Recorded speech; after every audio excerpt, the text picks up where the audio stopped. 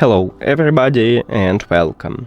In this video I'm going to show you how to disconnect your earbuds INFINIX Buds Neo from your iPhone.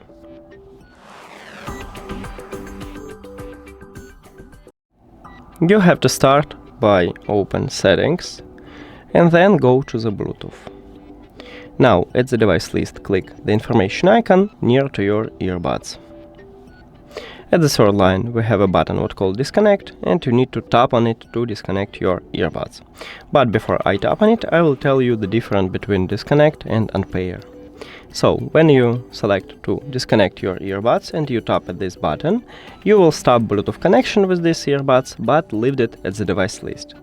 And if you select to unpair it and click at the Forget this device, you will totally remove your earbuds from your phone. Now let me click at the Disconnect, and as you can see there is no connection with these earbuds, but I have it at the device list, and if this earbuds is turned on and do not connect it with another device, I easily can reconnect it by tap at these earbuds at the device list.